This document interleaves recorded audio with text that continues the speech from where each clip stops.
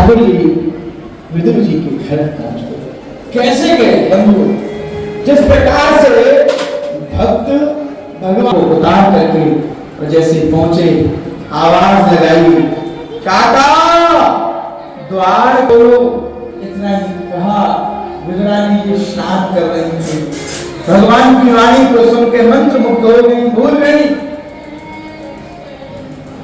आगे जैसे द्वार अपना पीताम्बर लिया और उड़ा दिया, हाथ पकड़ के अंदर लेकर आए। आओ श्याम सुंदर यहाँ बैठिए, द्वारकाधीश यहाँ बैठिए, पूरे घर में घुमा दिया। उसके बाद रसोई में किनारे पे ले जाके चौकी सीधी बिछा दी थी, उल्टी बिछा दी और कह दिया यहाँ पर आ गए द्वारकाधीश। द्वारकाधीश विराजे, मधुर भाव से कहने लगे, काकी मुख में बड़ी जोर से भूख लगी है, काकी मुख में बड़ी जोर से भूख लगी है, कछु व्यवस्था है? इतना ही कहा। हाँ, ऐसी तो कोई सामग्री नहीं है, पर हाँ बगल में बगीचे में कदली फल लगे हैं, केले लगे हुए हैं, वो लेकर आते, चाचा लेकर आओ। अति शीघ्र गई और टोकरी में लेकर आई। इधर फल से छिलका उतारा। काकी बोली, हे द्वारकाधीश श्याम सुंदर, तुमने ब्रज में यशोदा को मैया को कैसे परेशान किया? मैंने तो सुना है तुमने ब्रज में अद्वितीय लीला, रास की लीला की थी। अरे आप भी तो सदैव जय जयकार हो। ठाकुर जी उसी भाव में डूब गए, सब भूल गए। और विदुरानी जी छिलका मुख में दे रही है, पा रही। थोड़ी देर बाद जैसे विदुर काका का आगमन हुआ, देखा दोनों भाव में आकर्षित हैं, किसी को बहान ही नहीं है। तभी विदुरानी जी के कंधे को पकड़ के हिलाया, अरे सौभाग्यशाली ने क्या कर रही है? श्याम सुंदर के मुख में फल नहीं दे रही है, छिलका दे रही है। इतना ही तो कहा, भाव टूट गया, दोनों स्तब्ध हो गए। काका ने हाथ जोड़ के प्रार्थना की, हे द्वारकाधीश क्षमा करना, मैं भाव में बह गई। एक काम करिए, क्या अब मैं आपके लिए माखन मिश्री लाया, इसको पालो। जो माखन मिश्री मुख में रखी, रहा नहीं गया, भगवान ने कह दिया, काका साची बात कहूं? बोलो। जितना स्वाद, जितना रस, जितने आनंद काकी के द्वारा केले के छिलकों में आ रहा था, आज इस माखन मिश्री में भी नहीं आ रहा।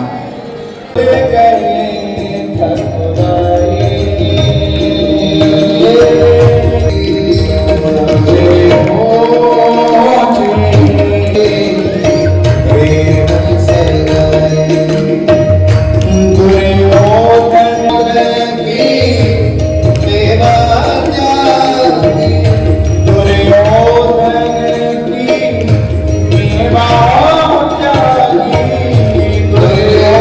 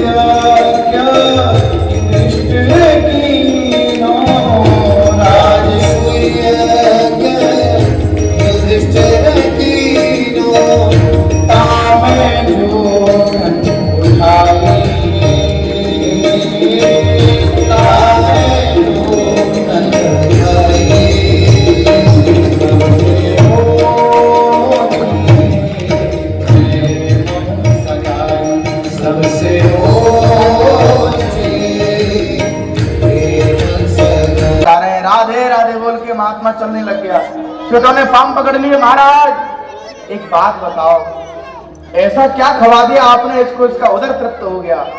महात्मा ने कहा, तुम सबने इसको खिलाया, मैंने खवाया नहीं। ये जब खाने को जाता तभी मारता सोटा एक, जब ये खाने को जाता एक सोटा इसके मोहड़े में, एक सोटा इसके मोहड़े में।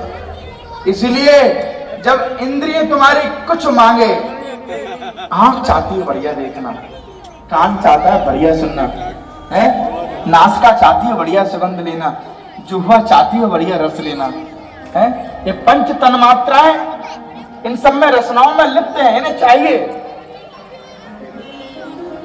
पर महात्मा की तरह अगर शासन हम करने लग जाएं तो हमारी इंद्रियां भी शांत हो जाएंगी। उसी महात्मा ने जैसे ही डंडा मार मार के उसका उदर तृप्त कर दिया, नगर के सेठ समझ गए, भैया अगर कामनाओं से विजय प्राप्त करनी है तो उसमें शासन करना पड़ेगा। क्या करना पड़ेगा? बोलो राधे राधे। विदुर जी ने मैत्र मुनि से सृष्टि क्रम के विषय में पूछा। 10 प्रकार की सृष्टि क्रम हुई और उसके बाद के साथ विवाह हुआ। सुंदर भगवान कपिल के रूप में प्रकट हुए। बोलो कपिल भगवान की। काम क्रोध को नष्ट करने वाले ऐसे कपिल देवों माता ने आसन पर बैठाया, अपनी जिज्ञासा रख दी और भगवान शांति के माध्यम से अपनी माता देवोती को ज्ञान दिया। ओ जी प्रेम सगाई सबसे ऊंची प्रेम सगाई, सोरे क्रोर यही लायक नाई, सोरे क्रोर यही लायक नाई, सोरे क्रोर यही लायक नाई, सोरे क्रोर यही। इसलिए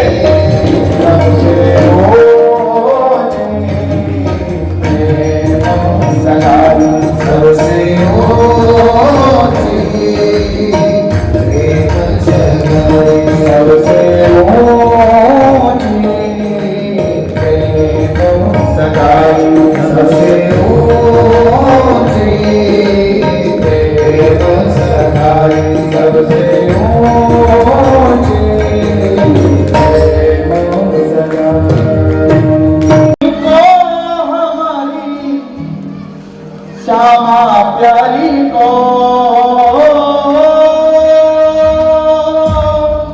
राधा रानी को हमारी, श्यामा प्यारी को मिसरी सो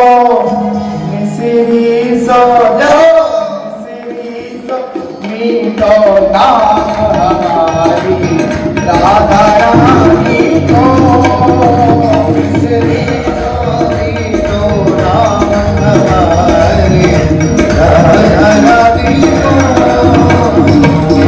राधा रानी को हमारी श्यामा प्यारी को, रानी को हमारी श्यामा प्यारी को। अब देखो आप नाच नहीं रहे। प्रेम भक्ति योगी नो भगवान कृष्ण की उपासना करें। आगे चतुर्श्लोकी का वर्णन करते हुए तृतीय स्कंद में सुंदर भाव से विदुर जी का प्रसन्न उदय होता है। शांति का संदेश लेकर भगवान पधारे। भगवान ने कहा कौरवों से, दुर्योधन से कहा, देखो मैं शांति का संदेश लेकर आया हूं, एक काम करिए, वो भाई है तुम्हारे, कुछ बिगड़ा नहीं है, अधिक में 5 गांव ना हम नहीं देंगे। डांटते हुए कह दिया, क्या कैसा, बिना युद्ध के तो सुई की नोक की बराबर स्थान नहीं देंगे हम पांडवों को। आप कह रहे हो 5 गांव बहुत बड़ी बात है। अरे इन सबको छोड़िए, चलिए मेरी माता ने सुंदर रूप से आपके पकवान बनाए हैं, जिसके अंदर चर बच्चों से ले सुंदर सुंदर पकवान बनाए। चलो ना उसे ग्रहण करो। मेरी माँ गांधारी ने आपके लिए सुंदर सुंदर भोग बनाए।